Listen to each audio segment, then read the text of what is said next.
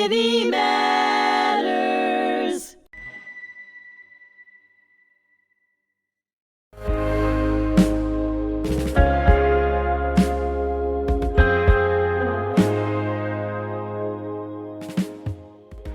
Hello, and thank you for joining me today. I'm your host, Bernie Furshpan, host of Ordinary Heroes here on hmTV at the Holocaust Memorial and Tolerance Center in Glen Cove.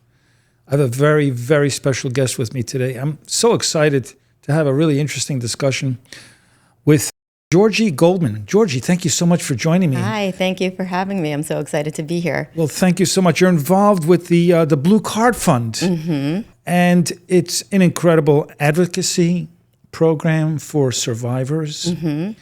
You've been involved with this organization and doing some great things for how long?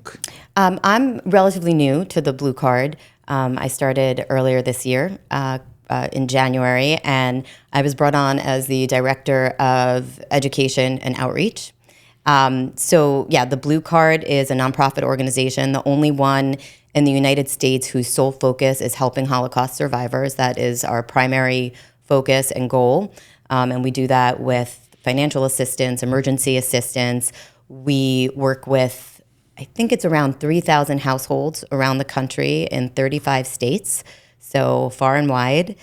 And we've recently started an education program, sort of as an extension of our work with survivors, because as I'm sure you know, in the next 10 to 15 years, 90% of survivors will no longer be here. And so as a continued service to our clients and the survivors who we work with, how can we continue to serve them? How do we continue their legacy and make sure that their testimonies and their voices are heard? And so that's why we started this education program. We started piloting it in 2025. And now we're really trying to scale it and go full steam ahead. And I know that you believe Holocaust education is important, and so do we. And so, but you take the extra step, and you're taking care of Holocaust survivors. Yeah. Now, how do they come up with the name Blue Card? Now, it's a very generic name. There's nothing regarding the Holocaust in that name. So, how would anybody know what this organization is about? Yeah, that's a good question. So the Blue Card was actually founded in 1934 in Germany. And at that point in time, there were already laws discriminating against Jews who couldn't work, couldn't own businesses. And so when people gave donations to help these people, they were given a blue card with a stamp to show that they had donated. That's incredible. So there's some significance to this Blue Card. It goes back to the time of the Nazi regime when Jews were persecuted. Yeah, and then it was reestablished here in America in 1939.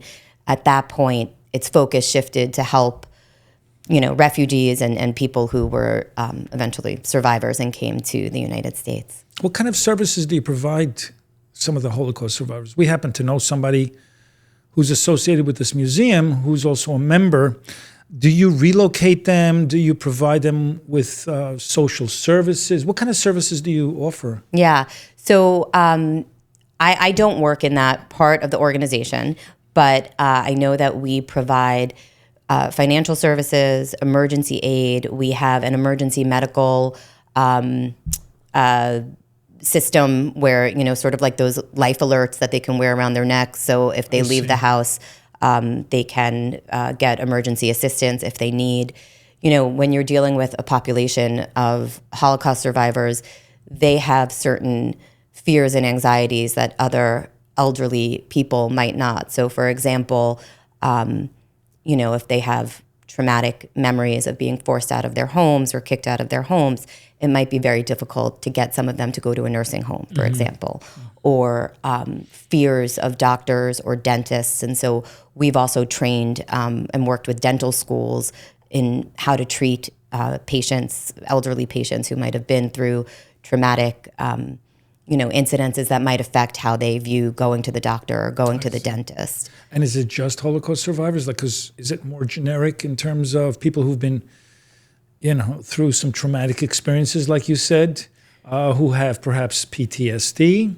In terms of the people we help? Correct. Or, no, it's just It's just Holocaust. That's your survivors. niche. Yeah. Mm-hmm. So it's pretty strict. And how many survivors are there locally, would you say? I know that around the country we help 3,000 households. I'm not sure how many of those are based. I mean, I think a majority of them are based, in the New York City area and the West Coast, like California area, but also spattered throughout the country, like I said, in 35 states. And we have a couple of different programs within the Blue Card. In addition to helping Holocaust survivors, we have a speakers bureau where our survivors go out and speak and give their testimonies and do Q&As. And obviously with Yom HaShoah coming up, there are, I don't know when this is coming out, but there are a lot of events that, they come to us to ask for speakers for their Yom HaShoah events. We have a lot of wonderful partners who do a lot of volunteer events for us. So, for example, the Park Avenue Synagogue in New York and B'nai B'rith International, they just did gift bag making, Pesach gift bag making events for the Blue Card, and then they give us those bags and we distribute them for to the survivors, and a lot of B'nai and bar mitzvah projects. We have a young teenager in Long Island, actually, who did a project with us for his bar mitzvah, and he's continued to volunteer with us. He got his local Stop and Shop to donate a bunch of stuff for Passover.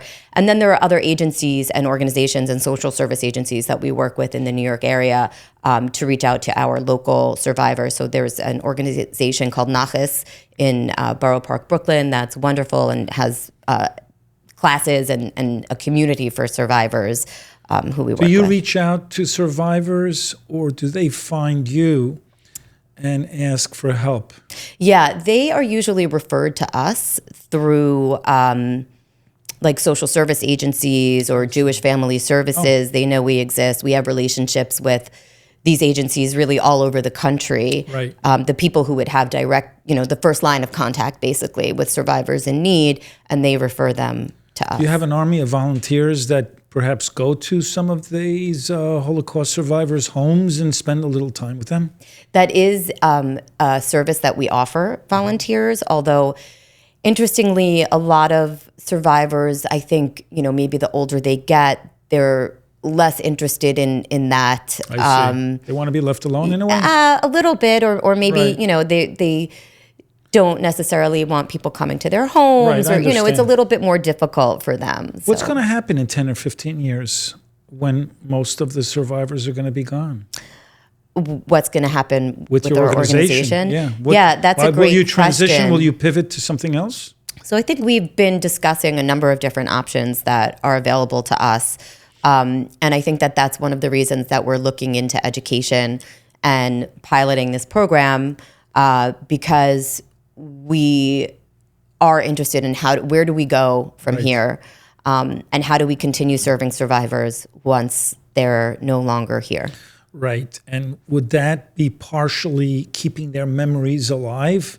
Like, I know you're working with a hologram project, and that's part of a great technology that can keep people's memories alive, especially when it's run by some kind of an AI software where you can ask questions to a survivor, and it's a virtual experience.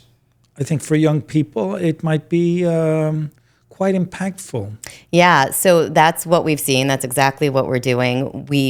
Our education program right now is this very exciting, innovative new Holocaust education program. It is for free in schools, organizations, communities. And what we've been doing is we go into classrooms, and it's a two-part presentation. So the first part is a screening of a film called Big Sonia. Big Sonia is about a Holocaust survivor named Sonia Warszawski. It was made by her granddaughter, a wonderful filmmaker named Leah Warszawski. And she made an educational version of the film that's 45 minutes long, where the students watch and they get to learn all about Sonia's amazing life. Sonia was born in Poland in 1925. she is still alive. She just turned 100 last year. She was in 3 concentration camps. She watched her mother walk into the gas chamber. She was actually shot on the day of liberation at Bergen-Belsen and survived. She met her husband in a displaced persons camp after the war, and they ended up moving to Kansas City, where he had some family living there, and they raised their 3 kids there. And so the film, you learn about Sonia's life, and you see her talking to students, and you see her, providing, inspiration to not only the students, but she also goes to prisoners, and they're very inspired by her. It's a very nice unexpected part of the film. And you get to see her as a full person, not just as a survivor or a victim. You get to see her she's kind of spunky and fun. And so after the students watch her life and get to know all about her, they get to ask her questions in this hologram that we'll show you in a little bit. And so they really feel invested in her story and her life. And the kids love it. They're so engaged. They like to hold the microphone and ask questions. And we've been doing these presentations for really like 6th grade through college. I mean, the material is the same, but the discussion is different depending on the age and depending on the knowledge of the Holocaust. Now, I'm looking at the list of benefits that you offer survivors. For example, monthly financial assistance, emergency grants that offset bills like rent, utilities, medical equipment, food assistance and grocery support, home health aid and caregiving, winter fuel assistance, dental and medical aid, holiday and dignity programs. Now, some of these are kind of covered by, let's say, Medicare or insurance, but where do you go above and beyond those basic needs? Well, I think that we have relationships with most of the survivors whom we work with.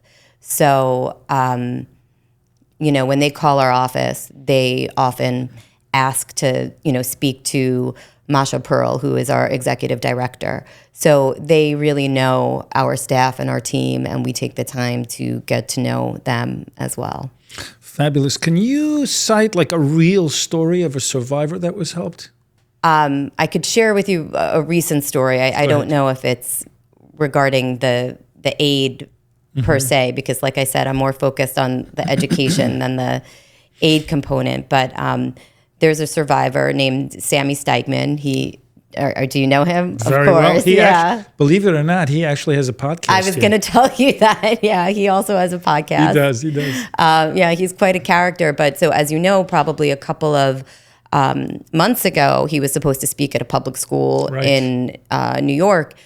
And the principal rescinded the invitation. And this launched a career for him, by the way. He's got a public speaking career everywhere in the country because of that. Right. And so we were able to help get him into the school. And also we had, it was around Hanukkah. So we had a Hanukkah party. We had, city council people and other government officials come and give him an award. Yes. So we're always on the lookout for our survivors and how we can help them. That's a great story. Yeah. And he's a wonderful person. He is, yeah. For somebody his age, a Holocaust survivor, who is so full of energy and gets energized by talking to young people, he absolutely loves it. And he's been traveling the country. I know. Every week he's in another city, maybe multiple cities. And I can't imagine at that age to have that kind of energy, but he just keeps on going. He does, yeah. I spoke to him on Friday because there were some events we wanted to see if he could come to, and he was like, I have to check my calendar every week. He's like booked for the next month. He needs a secretary, honestly. He really does, yeah. This is wonderful. The hologram that you've created, I've seen some holograms, but they're life-size. This one's a little bit smaller. We're going to show our audience what it looks like and how it works. Is there a major difference between the life-size one and the smaller version? Do people get the same impact? Yeah, and I'd love to tell you a little bit more about it as well. So the way that it works is through non-generative AI. So what that means is Sonia spent 3 days answering questions. She answered around 450 questions. And through machine learning, when you ask her a question, the program listens to the question, interprets it, and connects it to one of her answers in the video. And so it's not making up answers on the internet. It's not on the fly. It's stuff that was recorded. Right. It's stuff that she actually said. So AI is not saying, well, this is something that sounds like something she would have said, or this is something she might have said. Right. It's only things that she really actually said. Great. And so it's a really positive use of AI because you can trust it. Right. And so that's a great, I just want to point that out because there's so much negativity surrounding AI. But one of the reasons that it's so great is because this is portable and we bring it to classrooms for free. So instead of having to plan a trip to a museum or get a live survivor to come and speak, which is becoming more and more difficult, kids can have this really engaging interaction with a survivor in their classrooms where they feel comfortable, where their teachers are there and they love it. And the feedback that we've gotten is wonderful. And we've gone back to schools, over and over. At the end of the presentation, the students are asked to write postcards to Sonia, and they write her like the sweetest notes, thanking her for her bravery and her inspiration and her resilience. We are trying to work with city councilmen, like I said, state assemblymen and women, trying to get this into more and more schools in New York City and the surrounding areas. Good. So, if there's anybody out there who is interested in having us come to their school or organization or community group, we do it and we do it for free. We're like How do they reach out to you? So you can email education@bluecardfund.org. Or you could just email me directly, Georgi@bluecardfund.org. That's GEORGI @bluecardfund.org. And it's such a great program because it's not only for Jewish students, it's not only about Holocaust education, it's about why it's still important today to confront hate, why discriminating against people for any reason regarding their identity is wrong. How we can become more informed, engaged citizens of our democracy and of the world, how we can develop compassion, how you never know what somebody's been through just by looking at them from the outside. And all of those things come into play. And we try to relate it to things that are happening, in the students' lives, right? So, if they see swastikas on a playground, right? Like what does that swastika mean? They might not know the history of that. Or we try to say, look, you might see things on social media where you think that somebody's life, but really you don't know what's happening. You don't know what somebody's been through. And so just gaining an understanding of these different areas. And it also connects to, curriculum in history, social studies, civics, English language arts, if they're reading books about, the Holocaust, like Night or the Diary of Anne Frank. Film classes. So really, we really try to just get out there and it's fabulous. Yeah, share. It sounds Sonia's like story. we have parallel missions. Yeah, because we basically do the same thing. Yeah, I know you do the same thing. Yeah, we want young people to be better citizens, to make a difference, to stand up against injustice, stand up against all hate besides anti-Semitism, because it just doesn't make sense that it still exists today on this planet, right? We all share the same tiny little world. Yeah. And we can do a lot better, right? We want this next generation to really push back hate altogether. They don't have to inherit hate. The cycle of hate keeps getting inherited from generation to generation. But there's got to be another generation that's got to push it back and say, hey, we're not interested. Right. We have better things to do, right? Can I ask you a question about when you do your presentations to students? Yes. So one question that we get a lot is, and I don't know, I know that the story of your father is that he hid in a forest for like 3 years, which is incredible. So maybe you don't get this question as often, but we get like, why didn't she just escape? Why didn't people just escape? Correct. Okay, so I spoke this morning to a full auditorium in Great Neck. And it's a very good question, but we do address that. The Holocaust was like a death machine that's hard to escape. It's almost like I cite an example, and that is the, what is that machine that landscapers use where they put a branch in it, it grabs it, and then it chops it up into little pieces. Okay. So once you're caught in that trap, it's hard to escape. 90% of all Jewish children in Europe could not escape. A lot of them resisted, a lot of them fought back, but the majority of those people died because it was hard to escape. Many of them were weak. They were weakened by the fact that they only got 2 slices of bread a day for a full year. After a year, you're like a skeleton. You have no energy. They couldn't fight back. Right. But initially, some did fight back, but the majority couldn't because they got killed. It's just that simple. So it's a wood chipper that I was thinking about. The wood chippers, that's what the Holocaust was like. Once you get trapped in it, it's impossible to get out. Yeah. But very few people, many dared to and were courageous. The majority of those people died because it was risky, number one. Number two, my father lived in a forest. Most of the people that lived in a forest died. Yeah. Because the temperature got down to minus 25 degrees. And there was no food. Yeah. So they either starved to death or froze to death. But somehow my father miraculously survived. You know, Sonia and her sister were the only 2 people in her family who survived. Sonia's sister survived in the forest as well. And Sonia didn't know, obviously, until after the war. But she talks about that. You know, we don't know what it's like to survive. Yeah. We have no clue. We are so spoiled, right? We have it really good. Mm-hmm. But if instinct kicks in because we have to survive, we don't know what we would do to survive. And they just did about anything just to survive another day, right? The resilience is astounding. You can't even comprehend. My father said he was like a hunted animal. After 3 years in the forest, he said he was like an animal. Yeah. But people did what they have to do. And since the Holocaust, about, I think, 55 million people were killed in genocides. So many more people have experienced these kind of horrors and atrocities. So we have to do better as a society. And what you're doing is educating young people to create a better world for themselves, because we're not going to be here forever. Right. And we hope that they wisen up, that they wake up from this zombie state that we're all in and realize that we can do a lot better together than divided, for sure. Yeah. So this is a great thing that you guys are doing, and I commend you. Thank you so for much. Supporting and taking care of our Holocaust survivors. Not all of them speak. We don't have all of them speaking here. Many of them want to be left alone, but you take care of as many as you can, and I am grateful for that, because both my parents were survivors. They didn't want to get involved. They didn't want to talk much about it, but at their later years, they needed some help. And, I was there with my brother to help them as much as we could.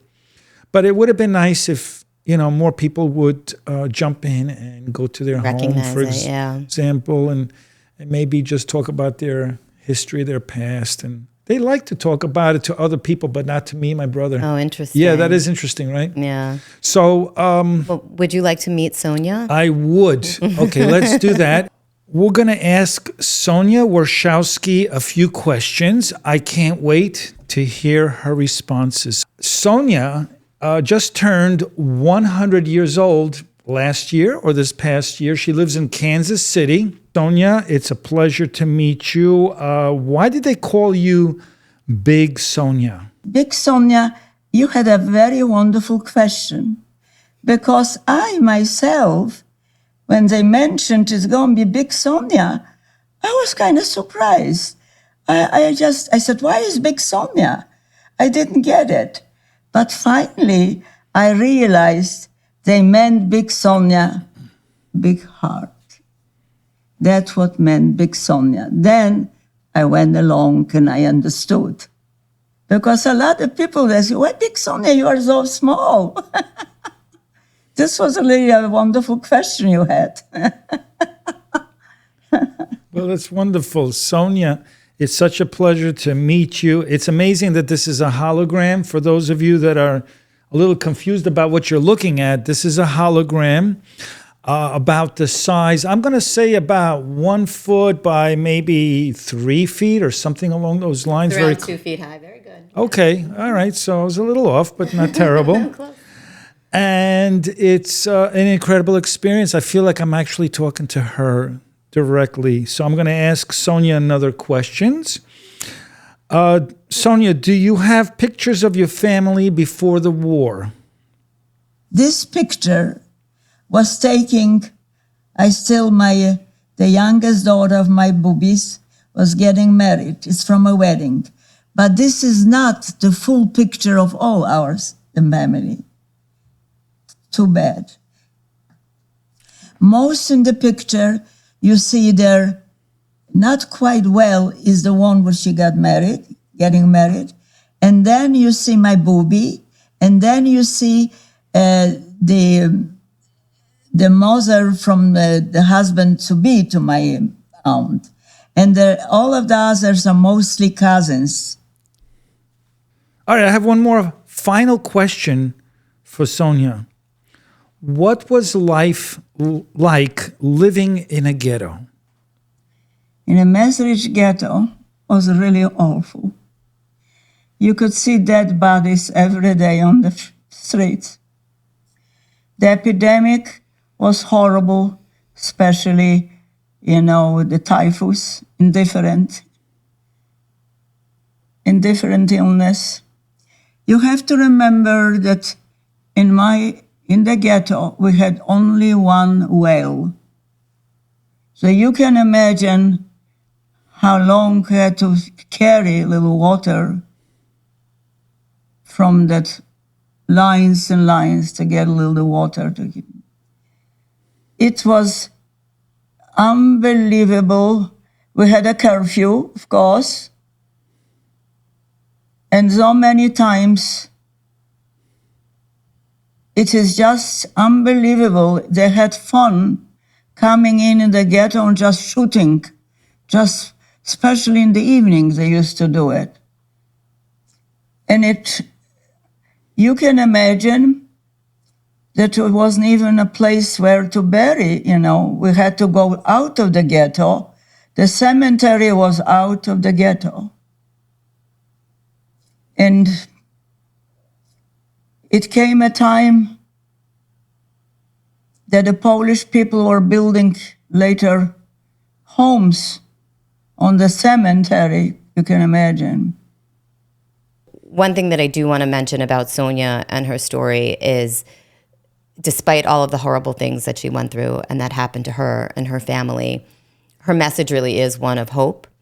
And she says in the movie and when you talk to her, that, if she can change just one heart and one mind, that will be her greatest accomplishment. To get hate out of one heart, then she will have accomplished her goal. Yeah. Very honorable of her, and she probably changed a lot of hearts. She definitely did. Yeah, you can see that in the film as well. Yes, she's terrific. Thank you for bringing her with you. Thank you for having us. Appreciate it. And I'd like to thank you so much, Georgi Goldman, for joining us today and representing your organization. I'd like to thank my listening audience as well for joining me here today on hmTV. I'm Bernie Furshpan, host of Ordinary Heroes. Today we had an extraordinary hero here at the Holocaust Memorial and Tolerance Center of Nassau County.